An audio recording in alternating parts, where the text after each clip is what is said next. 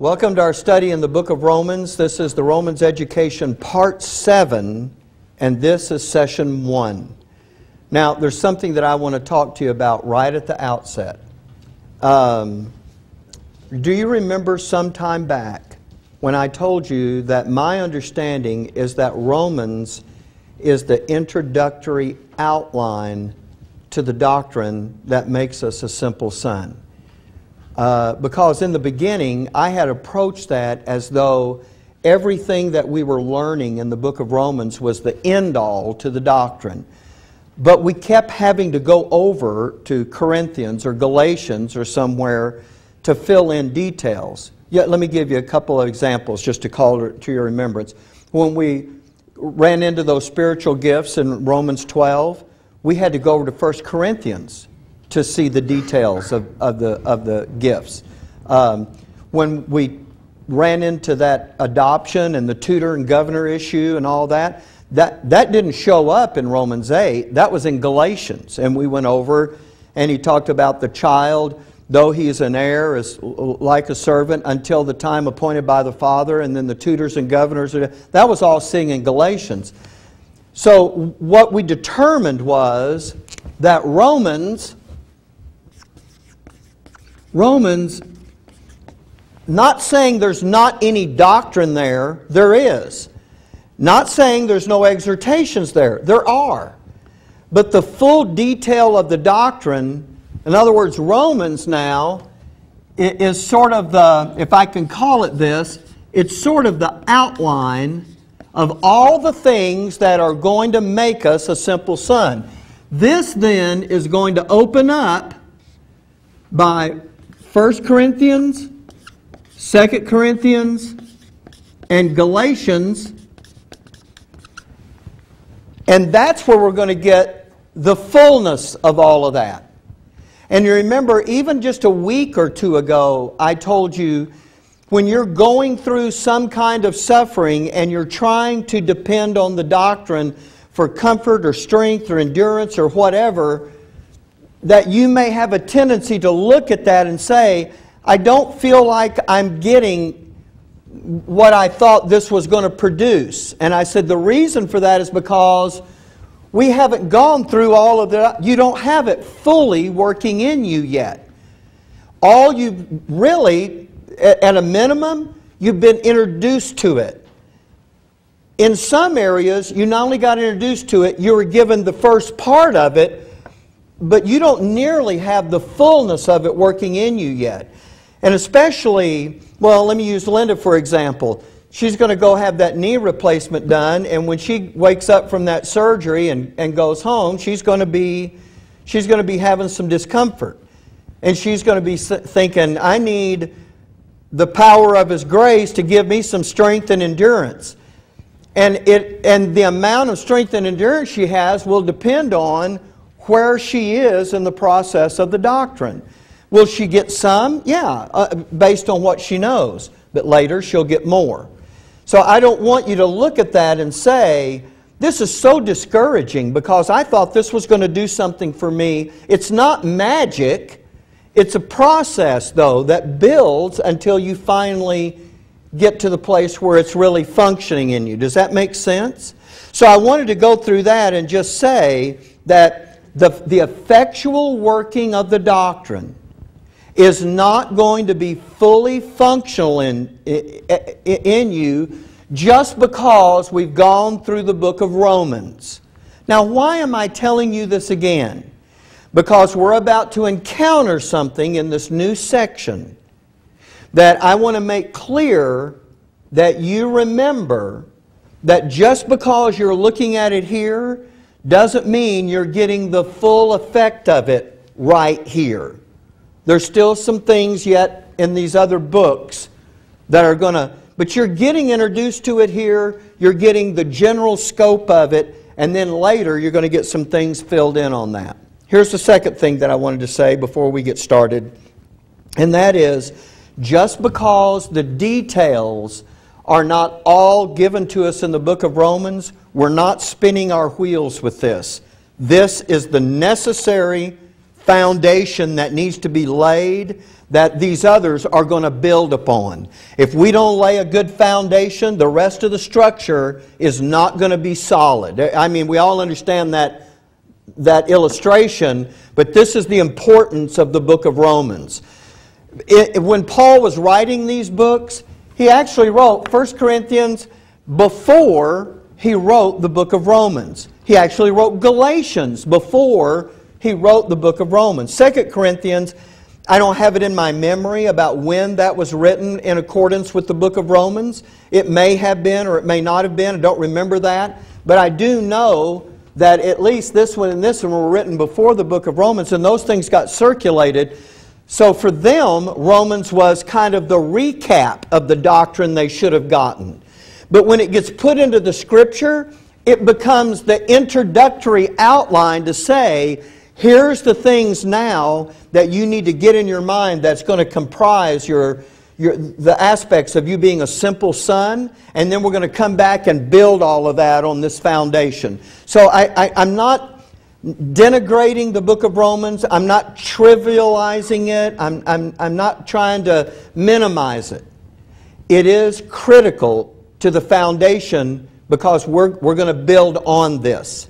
So we'll get what we get here and know that the fullness of this isn't going to come until a little later on. All right, now that is going to move us to this next section of Scripture, and that is going to be Romans chapter 13, verses 11 through 14. And let me just say, the first part of the godly judgment that we have been engaged in, we've divided this up before, but this is going to be Romans chapter 13 and verses 8 through 10 was the first part of godly judgment, and that had to do with our relationship to our neighbor. Now we're going to come to 13, 11 through 14, and this is going to deal with our relationship to time. Now, just having said that, let's read the passage now. Romans chapter 13, verse 11. And that knowing the time, that now it is high time to awake out of sleep. For now is our salvation nearer than when we believed. The night is far spent, the day is at hand. Let us therefore cast off the works of darkness, and let us put on the armor of light. Let us walk honestly as in the day, not in rioting and drunkenness, not in chambering and wantonness, not in strife and envying, but put ye on the Lord Jesus Christ, and make not provision for the flesh to fulfill the lust thereof. Now, in these verses, we're going to take these kind of a piece at a time. As I was just telling you, this is the second component of our godly judgment. But there's something different that is about to take place. Here's the first thing that's different. Prior to this, if you recall, in Romans chapter 12, verses 1 and 2, it was the commitment to our Father. You remember that? And then in verses 3 to 8, it was our relationship to the body. In verses 9 to 16, it was a relationship to all the other saints.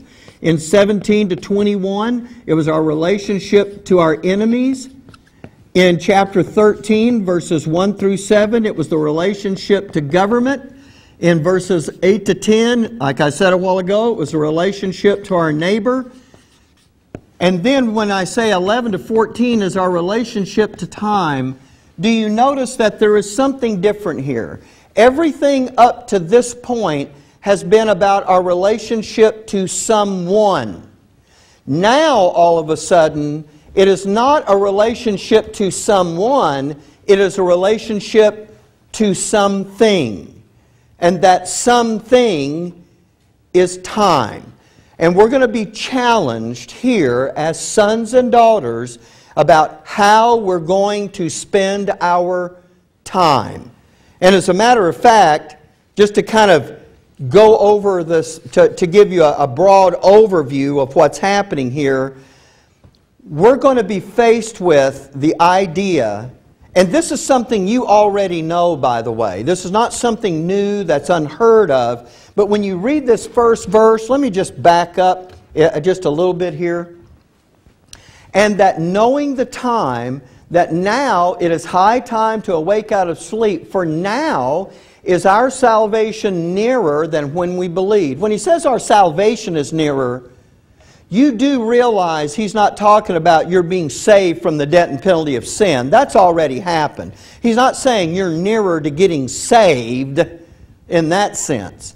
What is he talking about when he says that now our salvation is nearer than back when we believed? What salvation is he talking about? All right, he could be talking about the blessed hope, because that is going to be a time, by the way. This body gets redeemed. All right, it does. It's going to save you from the day of wrath. All right. So that's one idea. So that's true. There's another way.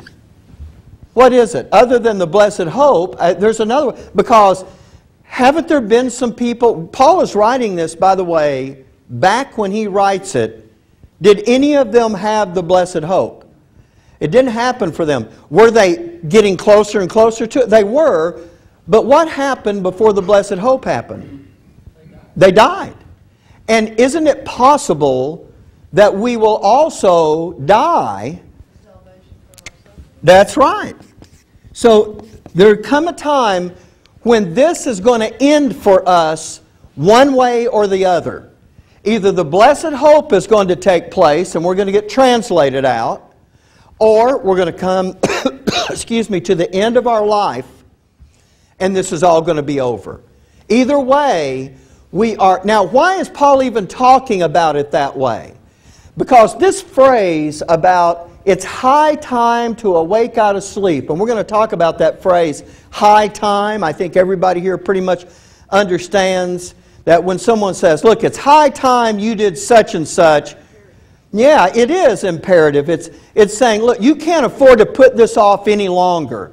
And what Paul is referring to here, he says, and that knowing the time, we're going to talk about what that time is in just a moment, that now it is high time to awake out of sleep, for now. And that now that he's talking about is not a particular period of time, because when Paul writes now, almost 2,000 years ago, it wouldn't be now for us. What I believe he's talking about is now that you've come to this place in the education. When you come to... Because now look, I wrote all this down because... I should have done this. When you come all the way through here, you, for lack of a better way of saying it, you were up here. This is the way you were. You were saved. You had trusted Christ, but you did not understand the issues of grace fully. You didn't really look at the Bible rightly divided. You kind of looked at everything in the Bible like somehow it was supposed to be applied to you. You know the old way that was done. And then suddenly you began to look at the Bible differently and understand it differently, and then you found out about sonship. And what happened is, as you were coming down through that knowledge, if I can do it this way, you kind of came through a door. And you came from just being saved to now being a son.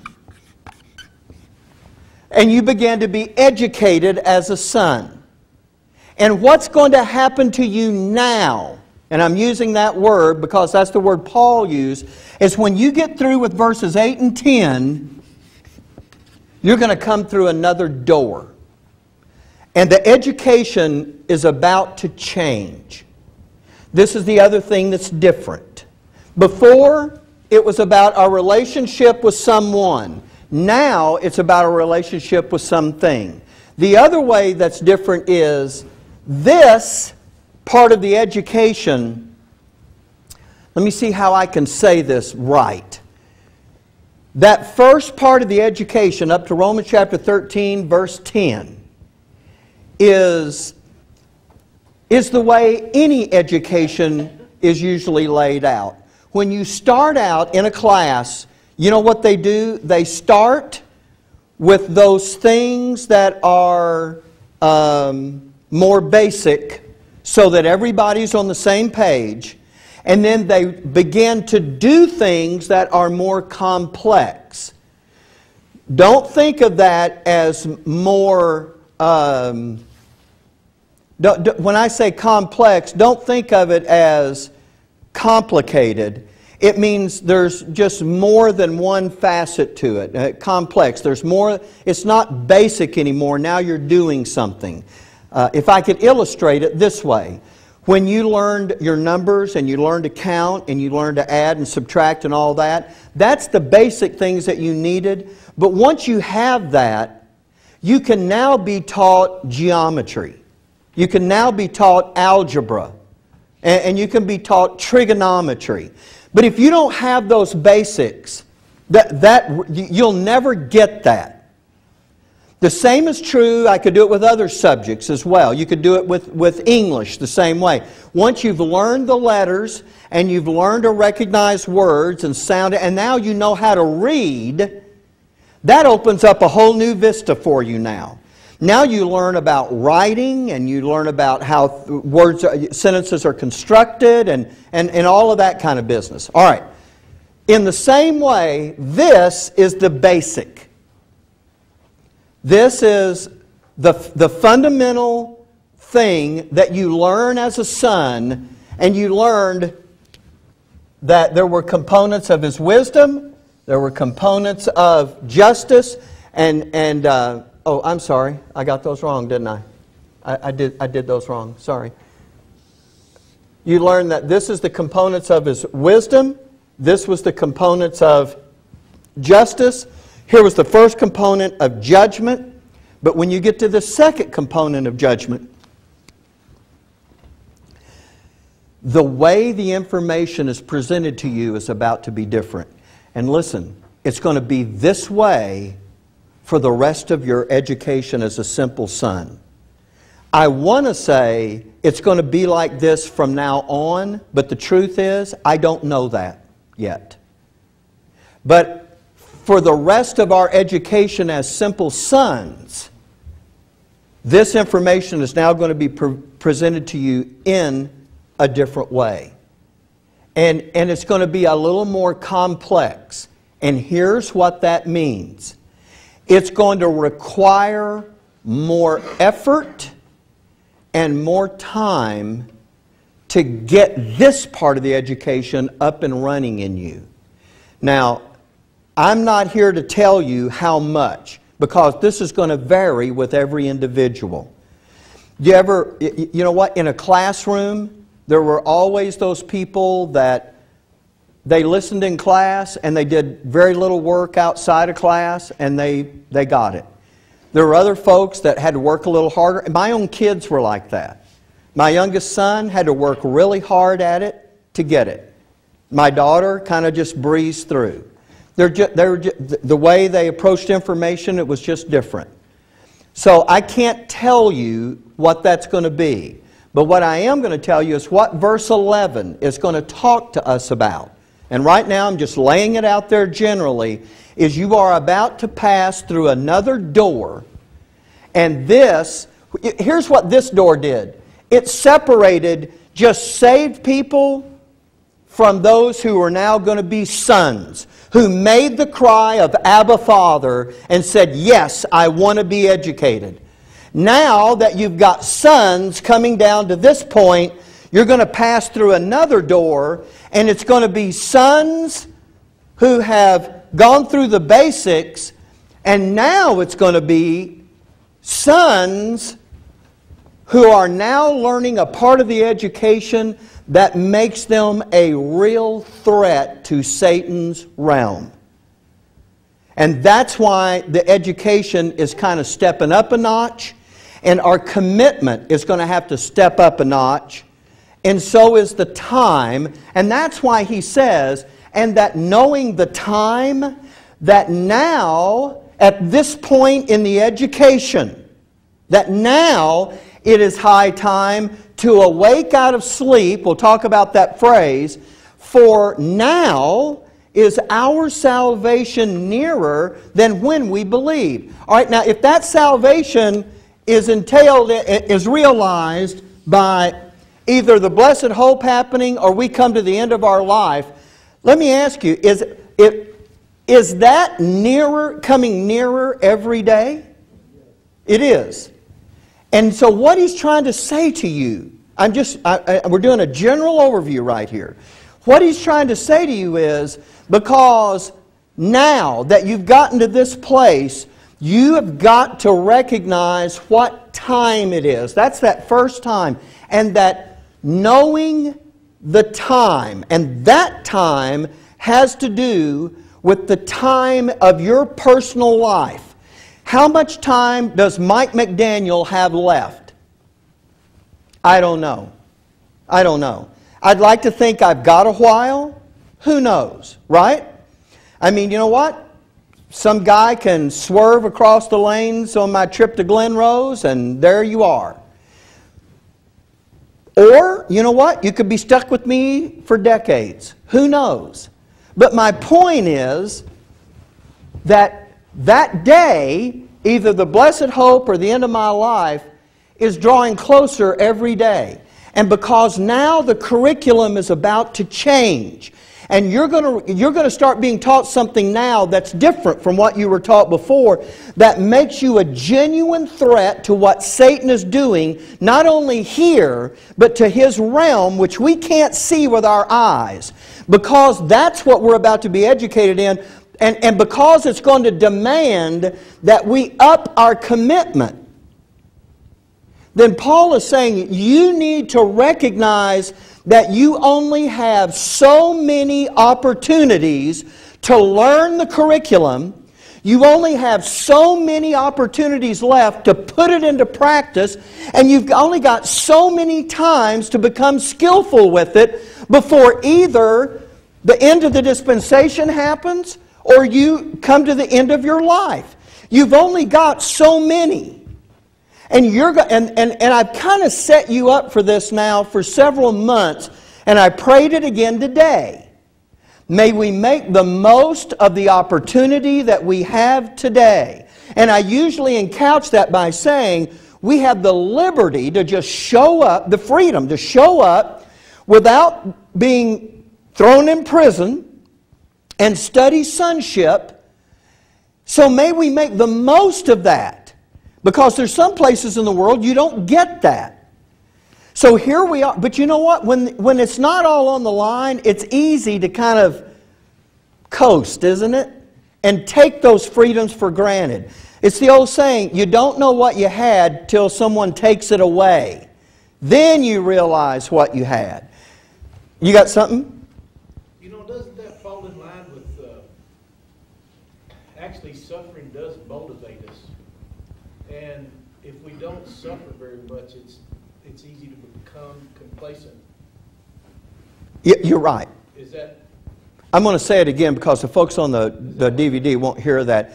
You're saying that the suffering actually motivates us a little bit, because if you don't suffer very much, you tend to kind of get complacent and you do kind of coast. And I think that's true.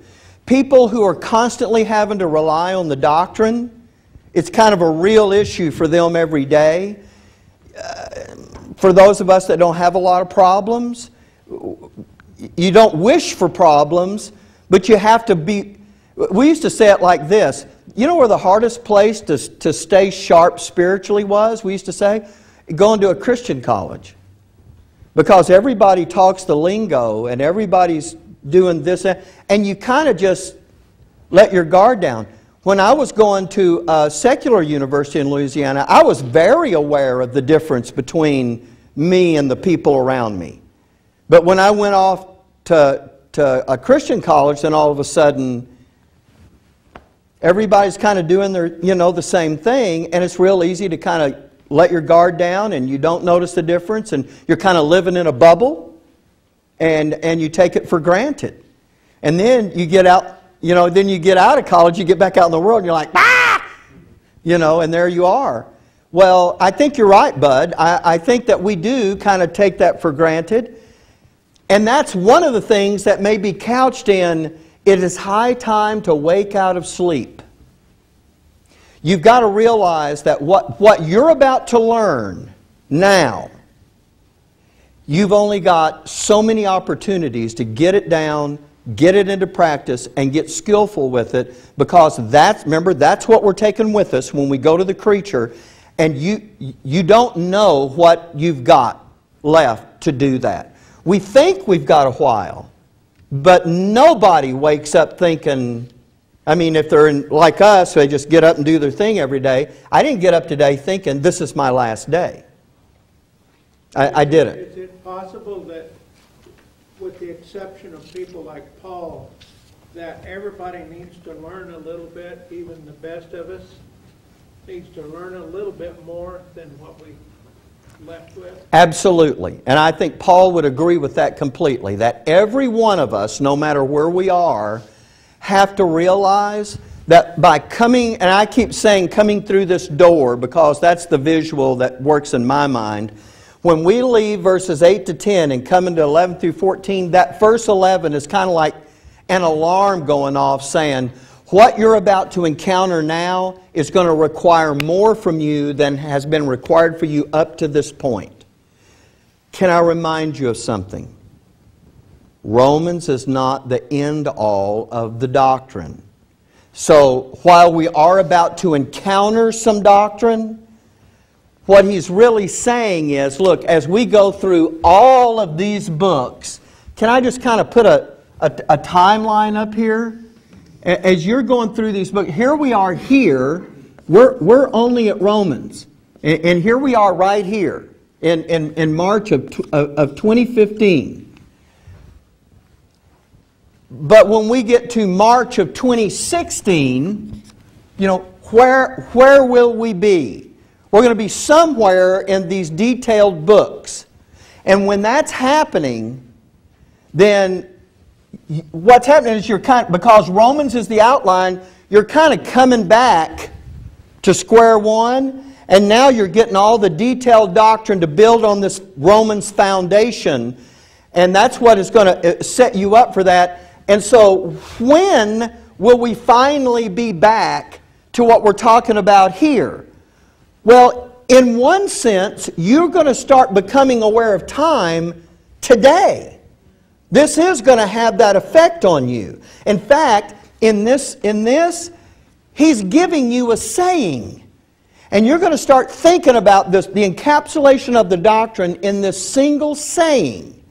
Now, we'll talk about that in just a minute. But yeah, you'll have that working in you right now.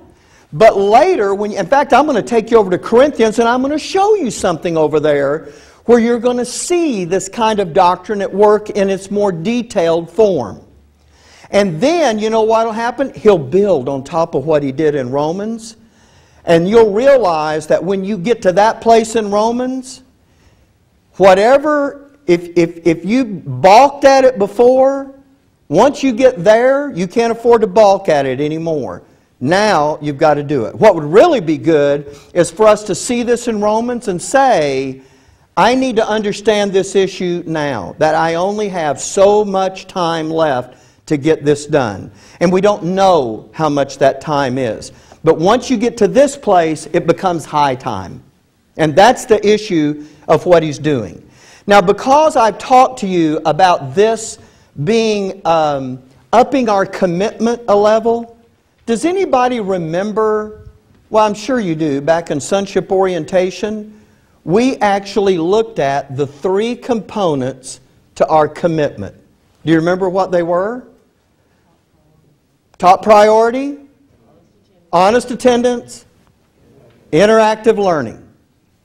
And those were the 3. So when I looked at the upping of our commitment, I went back to that thing over there in Proverbs to look at that. In fact, I have something here. I think I put it on the PowerPoint right here. The threefold commitment was honest attendance, interactive learning, and the top priority.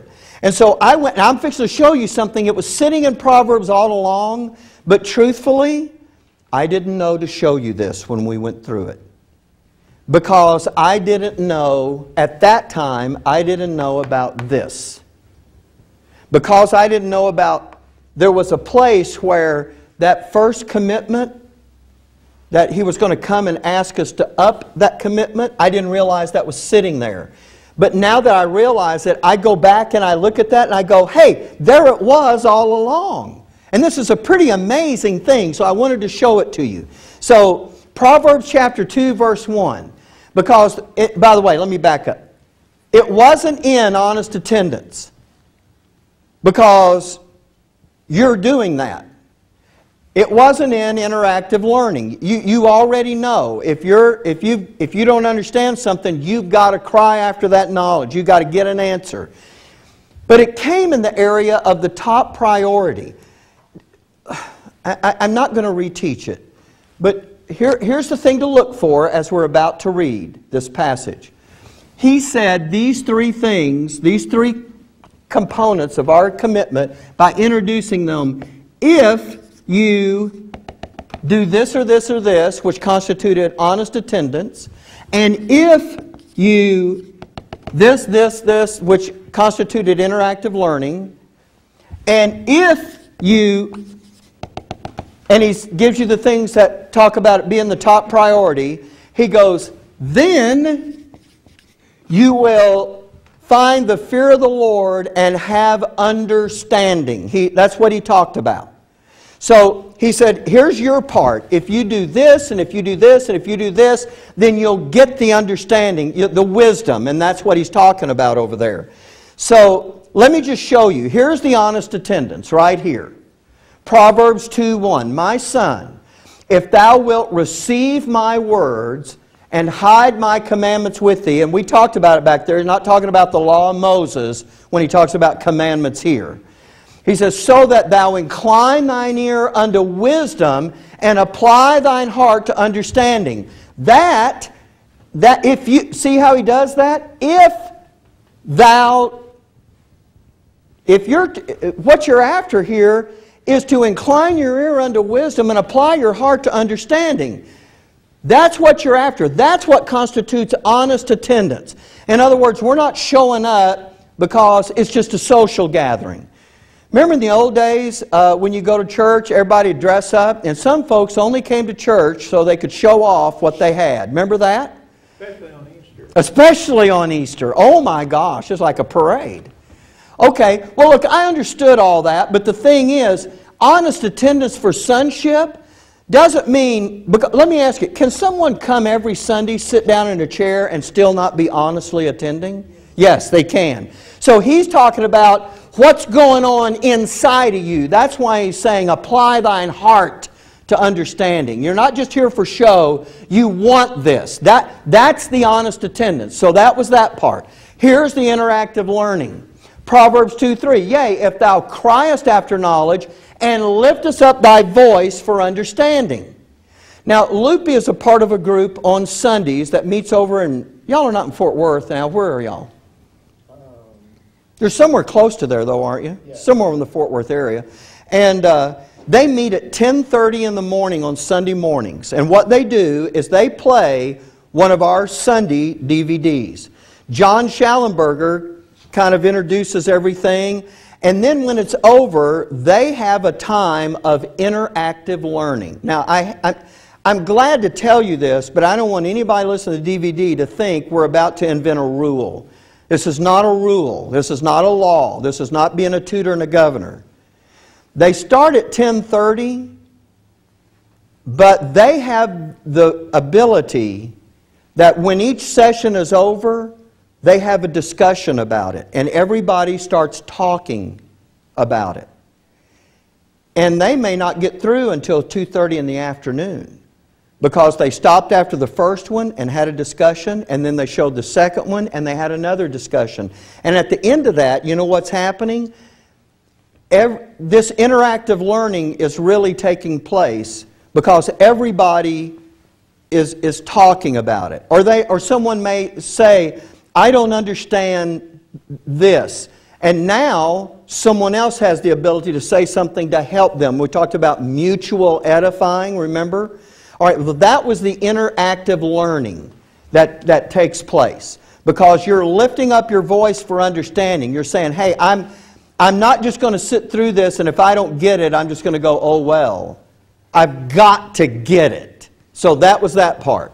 Now let me show you the top priority.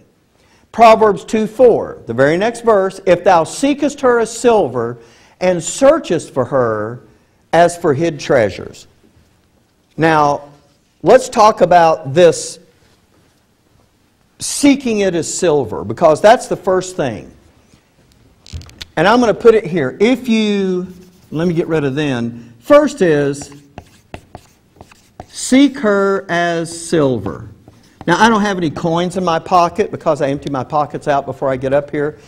But, the silver is talking about here is the silver coins that a man would normally have in his pocket. Today, what would that be? You wouldn't carry silver coins today, but what would you carry? In your wallet. Don't say credit cards, but I mean, you know what? He's carrying real currency in his pocket. How do we carry currency today? In our billfold or our purse, all right, you'd have bills, or you may have coins, right? How do you get those? If Eric has money in his pocket, where does that money come from? Yeah, he works a job, right? The silver is the money that you make as part of a paycheck.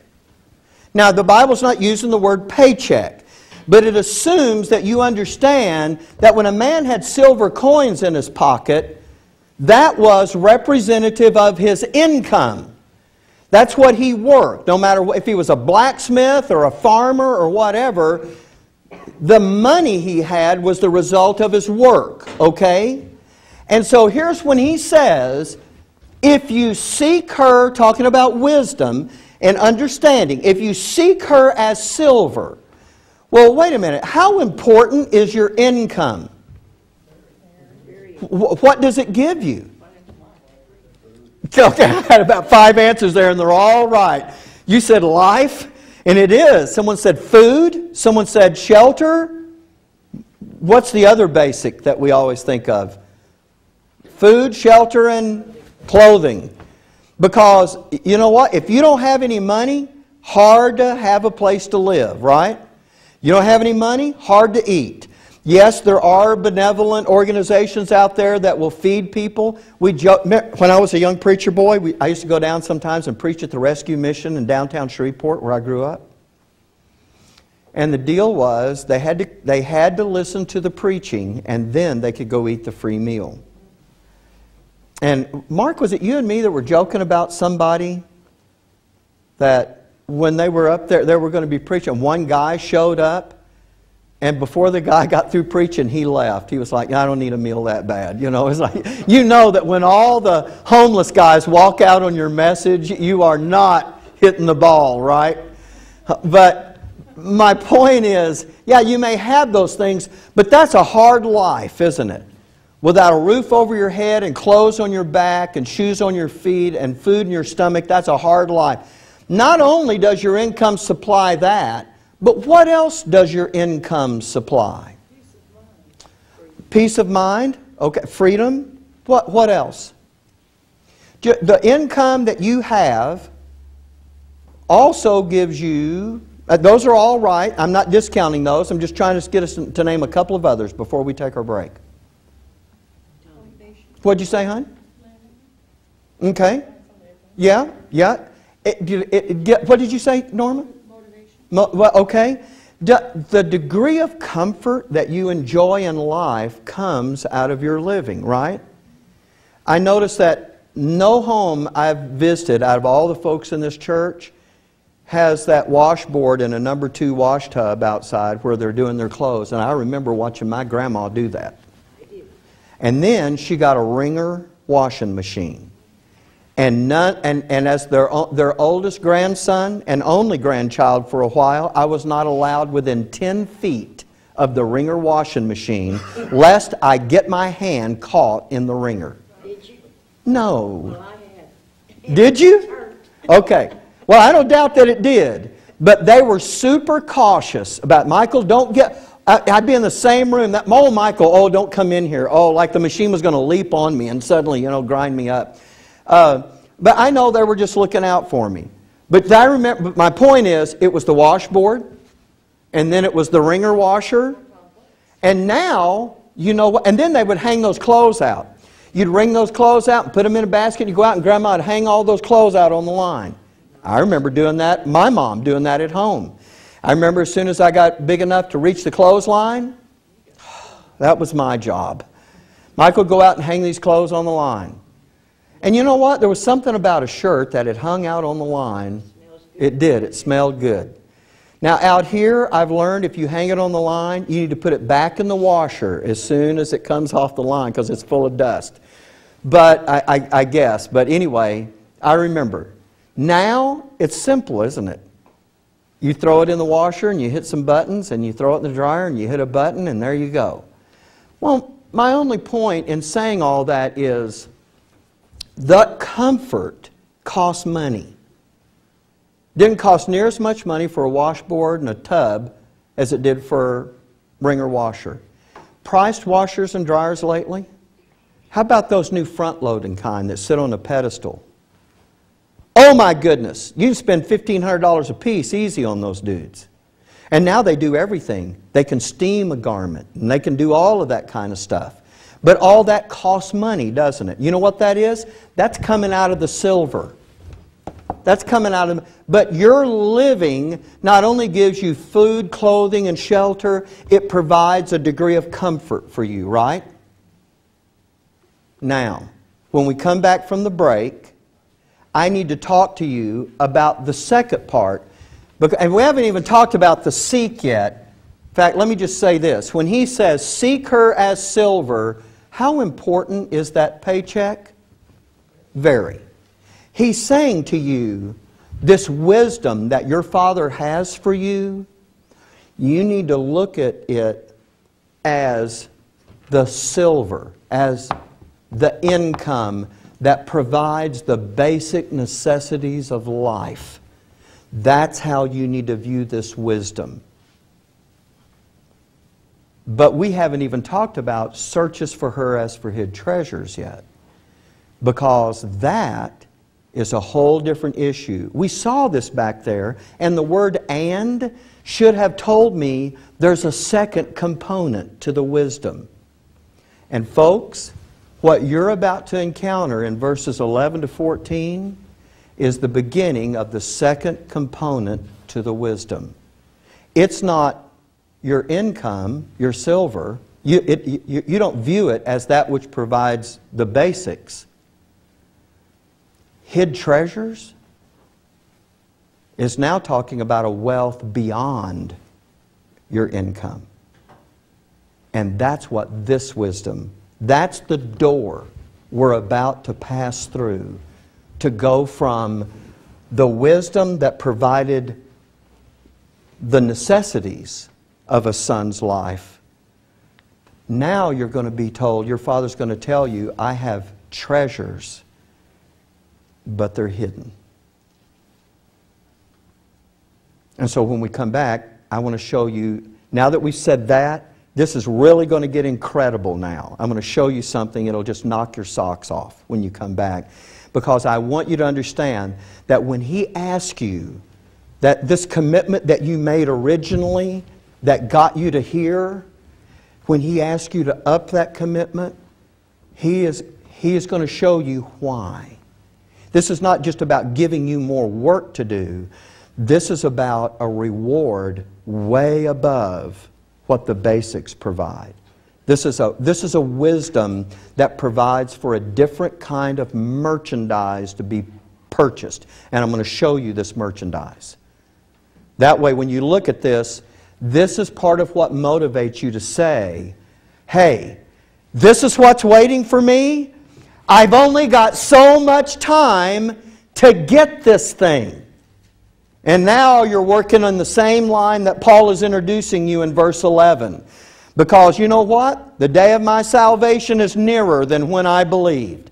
This thing is ticking away. And even if you're young and you think, I got a lot of time, and let's suppose you're right. You do have a lot of time. The clock is still ticking. And it's that idea that I've got plenty of time that usually comes back and bites us. Because even if you had plenty of time, you know how it happens. We waste a lifetime. And then only at the end do we realize where we are. Only then do we realize, I'm not looking at it, that it is high time. That, in fact, high time is past. It's past time. So He wants us to know the time. And that knowing the time, that now, at this point in the education, it is high time to wake out of sleep.